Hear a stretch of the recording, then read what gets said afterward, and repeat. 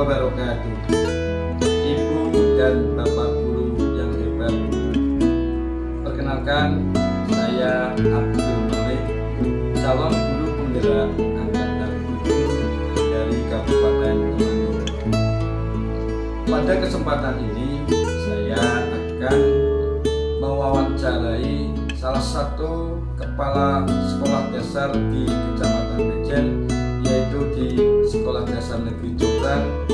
Dalam kesempatan ini saya akan mewawancarai Bapak Suparyanto selaku Kepala SDN Jonggrang mengenai bagaimana penerapan pengambilan keputusan berdasarkan atau berbasis pada nilai-nilai kebajikan. Nanti kita akan menggali melalui beberapa pertanyaan kepada beliau bagaimana yang telah diterapkan di SD Negeri Jonggrang. Terima kasih. Assalamualaikum warahmatullahi wabarakatuh. Assalamualaikum. Waalaikumsalam warahmatullahi wabarakatuh. Pak Haryanto sehat? Alhamdulillah panjenengan, Pak Malik juga sehat. Alhamdulillah. Mohon maaf Bapak Haryanto, minta waktunya beberapa menit untuk menggali wawancara. Ya, semoga silakan. Nanti apabila ada yang bisa saya bantu, nanti akan saya sampaikan apa yang menjadi kehendak kerawannya di SD ini. Sebelumnya Bapak, saya Abdul Malik, calon guru penggerak angkatan 7 dalam hal ini ke SD Bapak, SD Negeri Jonggrang, yang kaitannya pertama silaturahim, yang kedua pada pencapaian pendidikan guru penggerak pada periode modul 3.1 ini ada tugas Bapak. Tugasnya yaitu bagaimana para kepala sekolah di lingkup wilayah Kecamatan Bejen ini dalam hal penerapan atau implementasi pengambilan keputusan berdasarkan nilai-nilai kebajikan. Nah, nanti saya akan menggali lewat pertanyaan pada Bapak selaku Kepala SDN Jonggrang, di mana Bapak selaku Kepala SDN Jonggrang dalam mengambil segala keputusan yang ada di sekolah ini, yang nanti melalui pertanyaan-pertanyaan itu bisa kami catat bagaimana tanggapan Bapak. Mohon izin bisa dimulai Pak Haryanto. Sebelumnya ini pertanyaannya yang kami ucapkan, ini kami sampaikan, jangan sampai menjadi beban Bapak untuk menjawabnya. Terima kasih. Yang pertama begini Bapak, selama ini Pak Haryanto selaku Kepala SD Negeri Jonggrang dalam mengidentifikasi kasus-kasus yang merupakan dilema etika atau bujukan moral, itu bagaimana Pak di SD Negeri Jonggrang? Ya, terima kasih pada Mas Malik. Yang saya ucapkan terima kasih yang terkait dengan tadi apa yang penjenengan sampaikan, penjenengan tanyakan di sini tentang persoalan ataupun kasus-kasus yang biasa terjadi yang setiap hari kita hadapi sehari-hari. Insya Allah nanti setiap persoalan itu bisa kita selesaikan dan pasti ada jalan keluarnya. Terkait dengan kasus yang merupakan dilema etika ataupun bujukan moral berjalan lebih kondisional. Jadi kadang-kadang kasus atau persoalan tersebut itu tidak tersangka, tiba-tiba muncul di hadapan kita dalam kehidupan kita sehari-hari. Namun kadang-kadang kasus tersebut itu bisa langsung kita atasi atau bisa kita selesaikan secara logika, tapi ada persoalan yang mungkin kadang memang baik itu dilema atau etika maupun bujukan moral itu membutuhkan pemikiran-pemikiran yang lain. Contoh perlu waktu, selain itu dengan pemikiran-pemikiran yang jernih dan perlu kita selesaikan dengan cara kita mungkin bermusyawarah ataupun yang lain. Terkadang-kadang harus melibatkan orang lain, Mas. Betul. Jadi kita tidak sendiri, kita tidak bisa menyelesaikan sendiri. Kenapa? Karena kadang-kadang kita berpendapat mungkin orang lain belum bisa menerima, dan begitu juga sebaliknya. Sehingga kadang-kadang kita memang harus memerlukan musyawarah ataupun kita minta mohon pendapat dari pihak lain. Demikian. Berarti apa yang menurut Bapak tadi disampaikan itu saya bisa menangkapnya bahwa dalam mengidentifikasi merupakan masalah ini dilema etika atau rujukan moral, saya sudah bisa mendapatkan poinnya. Baiklah Bapak Parianto, untuk yang kedua Bapak Parianto dalam menjalankan pengambilan keputusan di Sekolah Dasar Negeri Jonggrang ini, terutama untuk kasus-kasus di mana ada dua kepentingan Bapak, sama-sama benar ini atau sama-sama mengandung nilai kebajikan. Nah ini bagaimana Bapak selaku kepala sekolah menjalankan ini Bapak? Jadi gini, setiap kali ada persoalan yang tadi terkait dengan ada dua kepentingan yang mungkin beda pendapat, itu hal wajar, namun tujuan kita tetap sama, intinya yaitu untuk kebajikan. Nah dalam hal tersebut kita tidak bisa memutuskan sendiri, kita harus melalui kolaborasi dengan pihak lain ataupun dengan musyawarah. Selain itu beliau juga dalam pengambilan keputusan itu butuh pertimbangan yang lain didasarkan pada regulasi yang ada atau regulasi yang berlaku. Hal ini dilakukan untuk menghindari pelanggaran terhadap aturan-aturan yang sudah ada. Selain itu juga mempertimbangkan sisi kemanfaatan agar putusan yang diambil adalah putusan yang betul-betul tepat. Jadi kita tetap mengutamakan musyawarah seperti itu. Karena ada dua kepentingan yang berbeda. Ada kepentingan yang berbeda, dan kepentingan yang berbeda tersebut tujuannya sebenarnya sama dalam hal kebajikan. Demikian Mas. Kalau melihat jawaban Bapak ini semakin menarik ketika saya masih ada beberapa pertanyaan. Betul apa bagi langsung aja. Dilanjutkan aja ya. Soalnya begini, bagaimana saya itu penasaran sama yang namanya SD Negeri Jonggrang. Itu bagaimana pendapat banyak orang itu SD Negeri Jonggrang ini dengan hadirnya Bapak selaku kepala sekolah itu bisa dilihat dari guru-gurunya seperti apa. Berarti ini sangat membuat penasaran saya selaku CGP untuk mewawancarai panjenengan Bapak. Bisa kami lanjutkan ya Pak. Kemudian begini Pak Parianto, kan tentunya dalam tadi yang disampaikan ada langkah-langkah atau prosedur dalam melakukan penyelesaian masalah itu. Kalau boleh tahu bagaimana langkah-langkah atau prosedur yang Bapak ambil ketika menyelesaikan kasus-kasus yang ada di SDN Jonggrang ini Pak?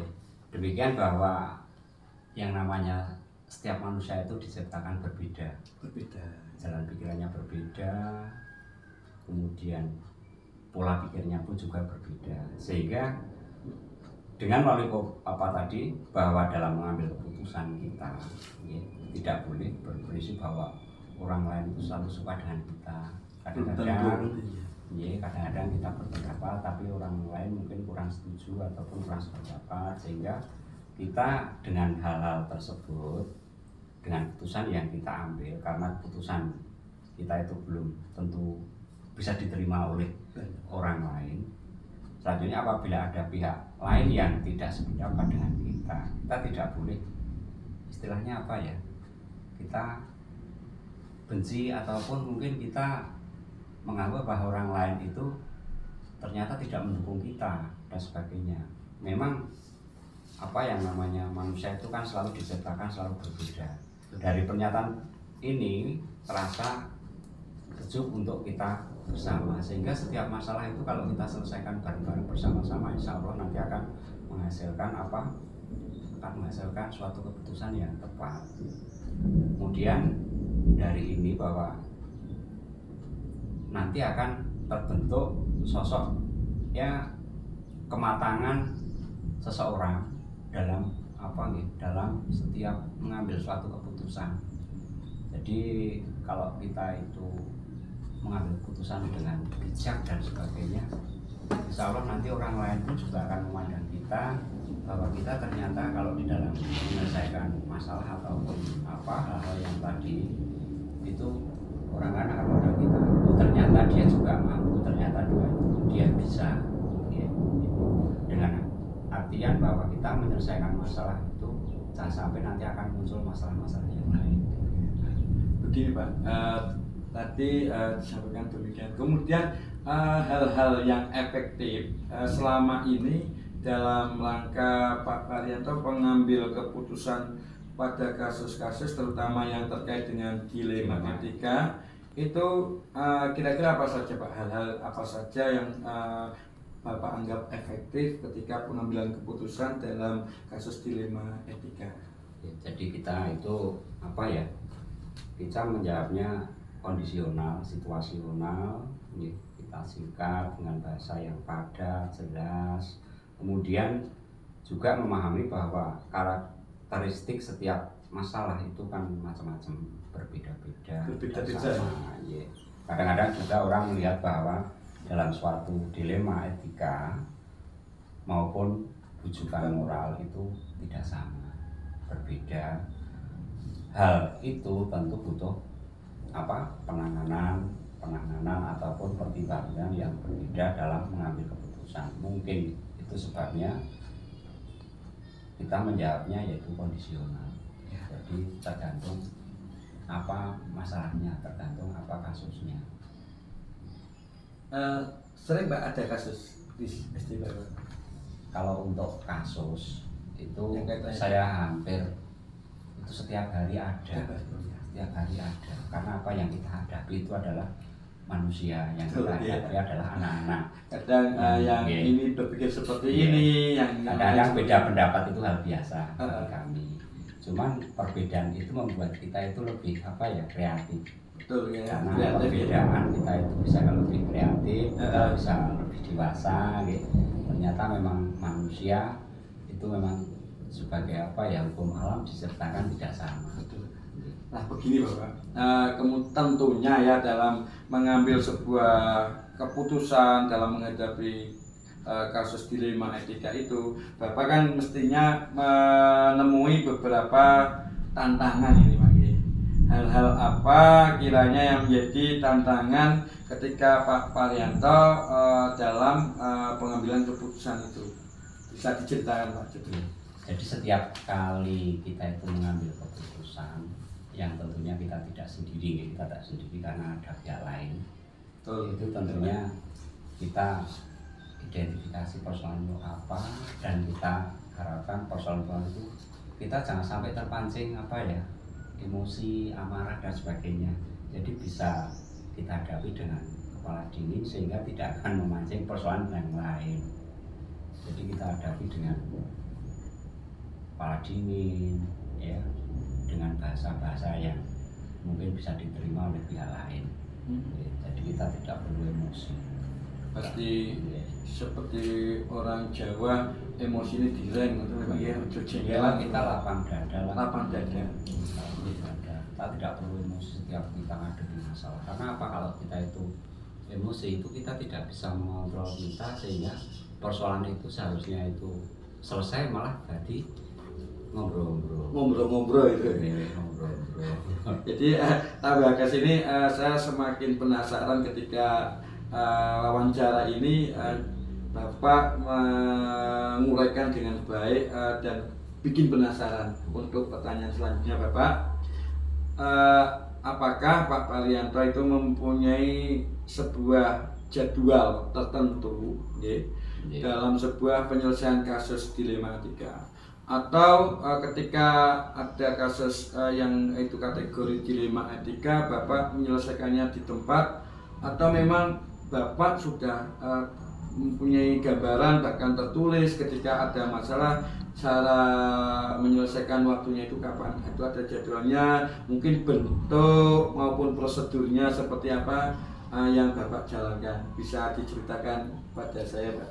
Jadi pengalaman yang pernah kita alami dalam kehidupan sehari-hari, entah itu di sekolah, di rumah, ataupun mungkin di masyarakat sekitar kita, karena kadang-kadang yang namanya persoalan itu muncul dengan tiba-tiba, sehingga kami ataupun saya tidak pernah menjadwalkan Mas. Jadi kita melihat situasinya, kasusnya apa, seperti apa. Kadang-kadang kasus itu ada yang bisa kita selesaikan hari ini juga, saat itu juga, tapi juga ada kasus yang tidak harus hari ini selesai. Karena apa? kita menyelesaikan itu tidak sendiri, kita membutuhkan orang lain. Kita membutuhkan orang lain, sehingga kita harus menentukan jadwal juga kapan kita bisa ketemu, kita bisa menyelesaikan masalah tersebut dengan cara musyawarah. Sehingga tidak ada jadwal, karena yang namanya kasus atau persoalan itu kan muncul dengan tiba-tiba, tidak direncanakan. Tidak direncanakan, jadi tidak ada jadwal khusus. Jadi setiap kali ada masalah harus segera kita selesaikan. Apabila hari ini tidak selesai, kita butuhkan waktu, ya kita baru menjadwalkan. Merencanakan itu. Merencanakan. Sehingga apa? Nanti kalau kita itu menjadwalkan, kalau setiap ada kasus, kebetulan hari itu nggak ada kasus, besok nggak ada kasus, sehingga apa nih? Kaitannya dengan jadwal kan tidak ada manfaatnya. Jadi kalau saya akan lebih efektif, setiap ada masalah segera kita selesaikan, kita musyawarahkan. Dan apabila itu membutuhkan waktu, ya kita cari waktu yang tepat itu untuk menyelesaikan. Berarti melihat dulu kasusnya seperti apa. Betul. Terima kasih. Kemudian begini Pak, tentunya apakah ada seseorang atau faktor-faktor apa yang selama ini mempermudah Bapak atau membantu Bapak dalam pengambilan keputusan, terutama dalam kasus-kasus yang terkait dengan dilema etika itu? Betul Mas, jadi kita itu tidak sendiri. Tidak sendiri. Kita hidup tidak sendiri. Kita ada teman, ada orang lain, ya, yang membuat kita itu beban kita menjadi ringan. Karena kita punya kawan, punya sahabat, punya saudara, teman dan sebagainya. Sehingga setiap kali ada kasus ataupun mungkin persoalan, kita lebih ringan kalau kita selesaikan bersama-sama dengan cara musyawarah. Sehingga kadang-kadang ya, kita itu memutuskan sendiri, itu belum tentu kita betul atau mungkin tepat. Dan setiap kasus yang terjadi itu pasti ada jalan keluarnya. Kalau kita tidak bisa menyelesaikan, kan kita ada orang lain, mungkin tokoh masyarakat. Kalau di sekolah seperti kita punya teman guru, punya komite sekolah, ataupun mungkin tokoh masyarakat juga. Karena apa? Kita hidup juga bermasyarakat, jadi tidak bisa menyelesaikan sendiri. Demikian Mas. Oh iya, terima kasih Pak Parianto. Kemudian begini, Pak Parianto tentunya ketika beberapa periode selama menjadi kepala sekolah banyak mengalami atau istilah orang Jawa itu makan garam gitu ya Pak ya. Istilahnya begitu. Kemudian dari beberapa kasus yang Bapak pernah tangani diselesaikan dengan kasus-kasus dilema etika maupun kasus-kasus yang bukan moral, itu pembelajaran apa atau hikmah apa yang Bapak bisa ambil dari itu Pak? Jadi karena manusia hidup di dunia ini tidak bisa terlepas dari suatu masalah atau persoalan, dan kasus-kasus apa yang terjadi di hadapan kita itu pasti terjadi. Dan dengan adanya persoalan tersebut, kasus-kasus tersebut itu membuat kita itu lebih tahu, lebih dewasa, membuat kita itu bisa berpikir lebih, gitu, karena persoalan tersebut. Dan yang penting setiap persoalan itu insya Allah akan membuat kita menjadi lebih baik, menjadi lebih dewasa. Kita bisa belajar dari kasus, kita bisa belajar dari sebuah kesalahan. Dan tidak mungkin yang namanya manusia itu selalu hidup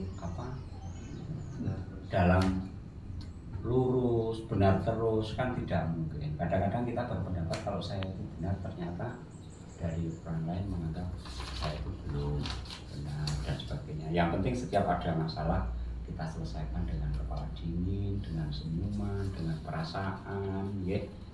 Ataupun mungkin selain itu dalam proses tersebut, ya, itu sangat membantu sekali apabila kita itu menyelesaikan masalah dengan perasaan, dengan hati, dengan senyuman, ya. Insya Allah nanti masalah tersebut akan bisa kita selesaikan dengan mudah dan gampang, lancar. Demikian, masih ada lagi Mas? Ini alhamdulillah ini Pak, semua pertanyaan yang memang harus saya gali dari seorang Pak Arianto selaku Kepala SD Negeri Congkrang ini, semuanya sudah kami rekam, kami tulis, dan mudah-mudahan ini bisa menjadi bahan untuk kami belajar dalam pendidikan guru penggerak ini. Ini soalnya pengalaman langsung ya, terkait dengan penerapan pengambilan keputusan dengan nilai-nilai kebajikan. Pak Arianto, saya atas waktu yang telah diberikan kami mengucapkan terima kasih. Ini berhubung kami akan melanjutkan perjalanan, kami mohon izin untuk kembali ke satuan pendidikan. Kami doakan mudah-mudahan Pak Arianto sukses membawa SD Congkrang semakin maju. Terima kasih Bapak. Kata pamit izin. Sama-sama. Sukses Sukses selalu. Lancar. Amin. Assalamualaikum.